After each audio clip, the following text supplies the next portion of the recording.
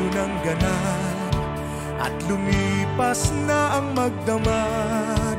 Madaling araw ay nagdiriwang, may umagang namasdan. Ngumiti na ang pag-asa sa umagang anong